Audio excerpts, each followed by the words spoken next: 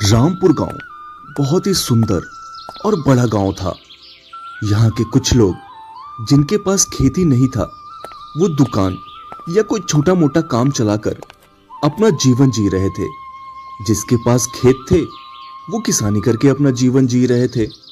उनमें से ही था एक सोहन। वैसे तो सोहन के पास जमीन की कोई कमी नहीं थी और सोहन मेहनत करने से भी पीछे नहीं हटता था। पर पता नहीं, जैसे ही फसल बड़ी होती थी वैसे ही खराब हो जाया करती थी।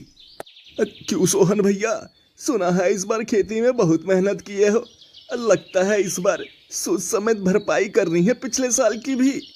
भरपाई की तो बात छोड़ दे मदन, मेरा तो बस ठीक ठाक फसल हो जाए यही भगवान से दुआ मांग रहा हूँ। चिंता मत करो सोहन भाई, सब अच्छा ही होगा। देखते हैं मदन, वैसे तू बता, तेरी तो फसल हर साल अच्छी हो रही है, तू करता क्या है ऐसे अपनी फसल में? कुछ नहीं सोहन भाई, मैं भी तो आपके जैसा ही खेती करता हूँ। मैं कुछ अलग थोड़े ही करता हूँ। अगर तू भी मेरे जैसे ही खेती करता है तो फिर मेरे खेत की फसल कैसे खराब हो जाती है और तेरे खेत की फसल सही होती है, यही समझ में नहीं आ रहा मुझे। सोहन भाई, वो तो आप जानो क्या माजरा है। फिलहाल तो मैं चलता हूँ, पिताजी की दवाई लानी है। ठीक है मदन, तू जा, मैं खुद ही देख लूंगा।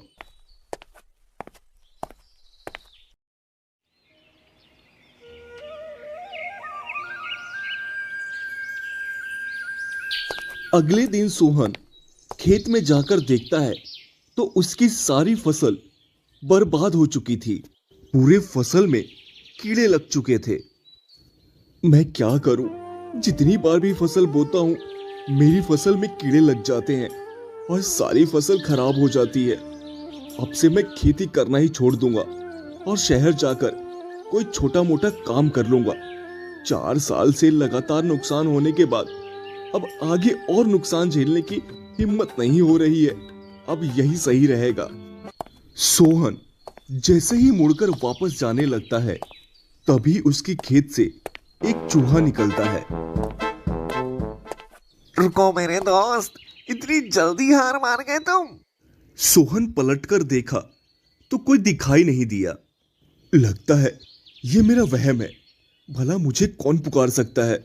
यहाँ तो कोई दिखाई भी नहीं दे रहा। अरे मैं इधर हूँ मेरे दोस्त, तुम इधर उधर कहाँ देख रहे हो? सोहन की नजर एक चूहे पर पड़ी। वो चूहा बहुत छोटा था और उसकी तरफ ही आ रहा था। क्या ये आवाज इस चूहे की थी? नहीं नहीं, ये चूहा भला कैसे बोल सकता है? ये जरूर मेरा वहम है।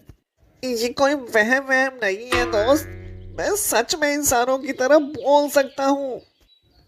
अरे बाप रे, ये तो इंसानों के मन की बात भी जान ले रहा है। पर तुम तो एक चूहे हो, तो इंसानों की भाषा कैसे बोल सकते हो? मैं तो कोई भी भाषा बोल सकता हूँ दोस्त, पर तुम इतने दुखी होकर कहाँ जा रहे हो? क्या बताऊं, मेरी तो किस्मत ही खराब है। हर साल खेती करता हूँ पर खेती ही खराब हो जा रही है। इतनी मेहनत करता हूँ पर 4 साल से इस खेत से एक फसल का दाना भी नहीं ले जा पाया हूँ। घर के पास वाले खेत में जो खेती होती है उससे ही काम चल रहा है। आखिर घर की पूंजी कब तक लगाता रहूं और बर्बाद करता रहूं? इसीलिए सोचा है अब शहर जाकर कोई छोटा मोटा काम कर लूंगा। अरे दोस्त, तुम्हारी मेहनत तो रंग लाती है, पर कोई है तुम्हारा दुश्मन जो नहीं चाहता कि तुम्हारी खेती उससे ज्यादा हो। वो तुमसे ज्यादा पैदावार करके उसे बाजार में अच्छे दामों में बेचता है, जिससे उसे अच्छा मुनाफा होता है। यही कारण है तुम्हारी फसल की बर्बाद होने का। मेरा दुश्मन? पर मेरा दुश्मन कौन हो सकता है इस गांव में? मैं तो हर किसी के साथ अच्छे से रहता हूँ, अच्छे से बातें भी करता हूँ। यही तो बात है दोस्त, अगर तुमने ध्यान दिया होता तो तुमको पता चल गया होता और तुम्हारे इस साल की फसल शायद नुकसान होने से बच जाती। ये वही है जो तुम्हारे गांव से सबसे ज्यादा फसल बाजार में ले जाकर बेचता है। अब तुम इसका पता लगाओ। ये काम मैं तुम पर छोड़ता हूँ। सारी बातें अगर मैं ही बता दूंगा तो तुम क्या करोगे बोलो? हमारे गांव में तो फसल सिर्फ 2 या 4 लोगों की ही ज्यादा होती है। मुझे पता लगाना पड़ेगा कि आखिर मेरा दुश्मन है कौन। ठीक है चूहे भाई, मैं पता लगाऊंगा। अब मुझे जाना होगा। ठीक है, बिना चिंता के जाओ और पता लगाओ। सोहन की फसल का खराब होने का उसे एक छोटा सा इशारा मिल चुका था। सोहन पूरी तरह से संतुष्ट नहीं था कि चूहे की बात सच ही है, पर उसके पास चूहे की बात मानने के अलावा कोई दूसरा रास्ता भी नहीं था। सोहन घर पहुंचकर अपनी पत्नी से सारी बातें बताता है। माला, अब मेरे पास उस चूहे की बात पर अमल करने के अलावा कोई दूसरा रास्ता नहीं है। क्या पता उस चूहे की कही हुई बात सच हो। एक बार जैसा उसने कहा, उसे पता लगाने में क्या बुराई है। लगता है तुमने कोई सपना देखा है। चूहा भी कभी बोलता है। मुझे तो आपकी बात पर भरोसा बिल्कुल भी नहीं है। काम चोरी तुम करो और इल्जाम किसी और पर लगाओ। तू तो हमेशा मुझ पर ही शक करती है। मैं कल से खुद ही पता लगा लूंगा इस बात का। तुझे बीच में आने की कोई जरूरत नहीं है।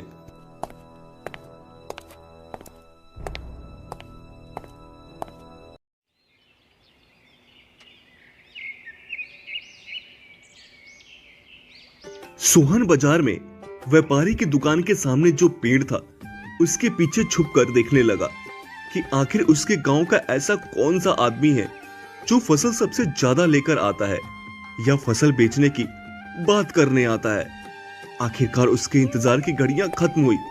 उसने देखा कि मदन व्यापारी की दुकान पर आया। सेठ जी, क्या भाव चल रहा है चावल और गेहूं का? मदन बेटा, हर साल तो तू बेचता ही है। मोल भाव क्या करना है? जितना माल हो ले आना, सही दाम लगा दूंगा। और गांव के कुछ किसानों को और भेज दिया कर बेटा, थोड़ा बहुत मेरा भी मुनाफा हो जाएगा। खेती तो बहुत लोग करते हैं सेठ जी, पर मेरे अलावा गांव में कोई दूसरा किसान नहीं है जो अपनी फसल बेच सके, क्योंकि उनकी पैदावार ही इतनी होती है जिससे बस वो अपने जीवन का गुजारा कर सके। इसका मतलब उस चूहे की सारी बात कही हुई सच है।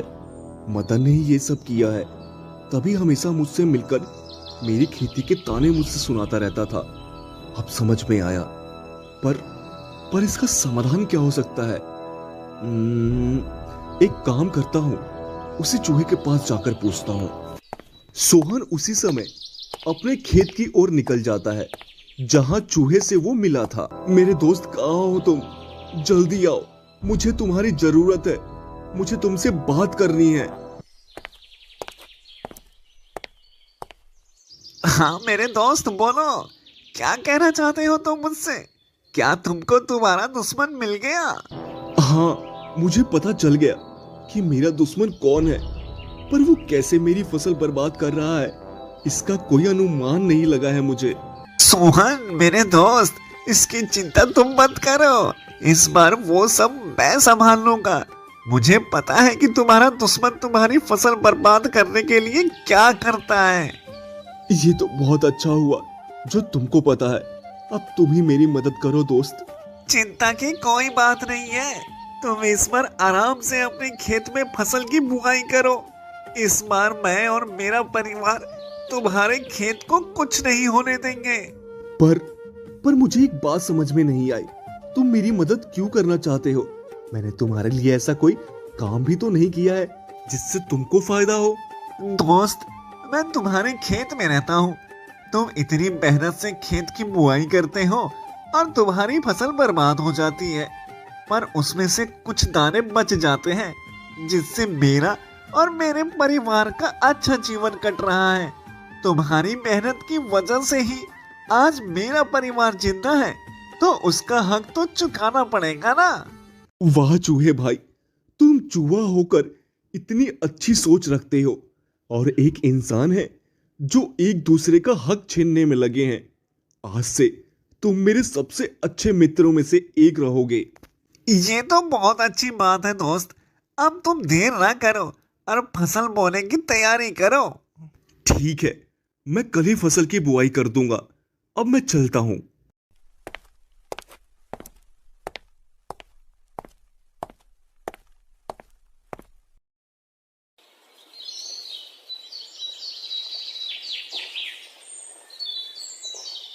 अगले दिन सोहन ने अपने खेत में फिर से बुआई शुरू कर दी और कुछ घंटों में बुआई करने के बाद सोहन चूहे को बुलाता है और कहता है, मेरे दोस्त, मैंने खेत में बीज डाल दिया है।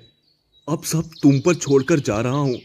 मैं चाहता हूं इस बार अपने दुश्मन को हरा दूं। ऐसा ही होगा, बिल्कुल ऐसा ही होगा दोस्त। तुम जाओ और इस फसल की देखभाल अब मैं करूंगा। सोहन वहां से अब घर चल देता है। कुछ महीनों बीत गए। धीरे धीरे फसल बड़ी होने लगी और महीनों बीतने के साथ साथ फसल तैयार भी हो गई। अब फसल काटने की बारी थी। तभी मदन अपना काम शुरू करने के लिए सोचता है, चलकर सोहन के खेत में दवाई डाल देता हूं, जिससे इस बार की फसल उसकी खराब हो जाएगी और बाजार में मेरी वाहवाही फिर से हो जाएगी। मदन ने सोहन के खेत में दवाई डाल दी थी। दवाई के दाने खेत में गिर चुके थे। चूहे ने पूरे खेत के परीक्षण किया तो पता चला कि पूरे खेत में दवाई पड़ चुकी है। नहीं नहीं, ये दवाई मैं अकेले खत्म नहीं कर सकता।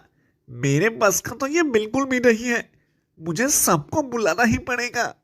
चुन्नू मुन्नू आ जाओ साहब, कीमत चुकाने का वक्त आ गया है।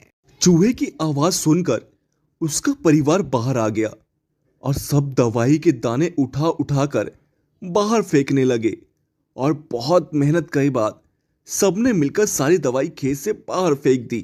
कल तक तो सोहन की फसल खराब हो जाएगी, तो मैं अपनी फसल बाजार में ले जाकर बेचूंगा। अब आराम करने चलता हूं। इस बार तो फसल तैयार हो गई और नुकसान भी नहीं हुआ। ये सही मौका है फसल बाजार में बेचने का। देखा दोस्त, इस बार तुम्हारी फसल को कुछ भी नहीं हुआ। अब जल्दी से फसल काटो और बाजार में अच्छी कीमत में बेच जाओ। सोहन सारी फसल कटवाकर बाजार में व्यापारी को बेचने आ गया। बोलो सेठ, क्या भाव चल रहा है? किस गांव से हो तुम बेटा? मैं रामपुर गांव से हूं सेठ। पर रामपुर गांव से तो मदन बस आता था। क्या तुम्हारी फसल इस बार उससे ज्यादा हुई है? मदन इस बार नहीं आएगा सेठ। उसकी फसल को कीड़े खा गए हैं। मेरी ही फसल बची है बस। लेना है तो बताओ, क्या भाव दोगे? ठीक है बेटा, ठीक है। 70 रुपए किलो के हिसाब से लेता हूँ, उसी भाव में दे दो। सेठ, 100 रुपए से 1 रुपया भी कम नहीं करूंगा। लेना है तो बताओ, नहीं मैं खुद ही यहाँ बैठकर बेचना शुरू कर दूंगा। अरे ये तो बहुत अकड़ू है। अगर इसने ऐसा किया तो मेरा बहुत बड़ा नुकसान हो जाएगा और फिर आगे फसल मिलना भी मुश्किल लग रहा है। ले ही लेता हूँ। ठीक है बेटा, दे दो, सारा माल दे दो। सोहन सारा माल देकर पैसा लेकर वापस चला आया। इसके बाद जब मदन सेठ के यहाँ पहुंचा तो पता चला कि सोहन ने पहले ही सारा माल बेच दिया है और व्यापारी को अब माल की कोई जरूरत नहीं है। इसलिए मदन का सारा माल घर में रखे रखे ही खराब हो गया और मदन का बहुत बड़ा नुकसान हुआ। इस तरह चूहे की मित्रता ने सोहन का मुनाफा कराया। बहुत समय पहले की बात है। कासगंज नामक एक सुंदर सा गांव हुआ करता था। उस गांव में एक लकड़हारा रहता था जिसका नाम रामू था। रामू बहुत ही ईमानदार और मेहनती था। वह हमेशा अपने काम से खुश रहता था। रामू के परिवार में उसकी पत्नी और उसके 2 बच्चे थे। रामू सेठ लालचंद के यहाँ लकड़ी काटने का काम करता था। सुमन, मैं काम पर जा रहा हूँ। आज बहुत देर हो गया है, तो तुम बच्चों को स्कूल छोड़ाना। जी, स्कूल तो मैं छोड़ आऊंगी, लेकिन मोनू और चिंकी पिछले 2 दिन से कह रहे हैं कि उनके स्कूल की टीचर स्कूल की फीस मंगा रही है। हाँ, तो जाकर दे आओ ना स्कूल की फीस। अजी कहाँ से दूं? आप जो पगार लाते हैं उसमें मुश्किल से तो घर चल पाता है। अब उतनी सी तनख्वाह में मैं बच्चों की फीस का इंतजाम कैसे करूं? अजी मैं एक बात आपको साफ साफ कह देती हूँ, आप सेठ लालचंद जी से पगार बढ़ाने की बात कहिए। दिन पर दिन खर्च बढ़ता जा रहा है। बाजार में अगर सब्जी लेने निकलो तो सब्जियों के दाम आसमान छू रहे हैं और बच्चों की पढ़ाई का खर्चा, घर का खर्चा अब इतनी कम तनख्वाह में कैसे गुजारा होगा। ठीक है, मैं आज ही सेठ जी से थोड़ा पगार बढ़ाने की बात करता हूँ। इतना कहकर रामू काम पर चला जाता है। अरे भाई, आज तो पगार का दिन है। देखो, अब यह सेठ लालचंद कोई ना कोई लोचा जरूर करेगा। हमेशा कोई ना कोई बहाना बनाकर पगार कम कर देता है। और अगली बार तो मेरी आधी पगार काट ली थी, यह कहकर कि जो मैंने लालचंद जी से 200 रुपए उधार लिए थे, उसका ब्याज बढ़कर 1000 रुपए हो गया है। इसलिए मैं तुम्हारी पगार में से 1000 रुपए काट रहा हूँ। हाँ भाई, मेरे भी अगली बार सेठ लालचंद ने पगार काट लिए थे। मैंने बस 2 छुट्टी ली थी जब मेरी बिटिया बहुत बीमार थी, और इस लालचंद ने इस बात का फायदा उठाकर मेरी पूरी आधी पगार काट ली। हे भगवान, बस सेठ जी, इस बार मेरी पूरी पगार दे दें। बच्चों के स्कूल की फीस भी भरनी है।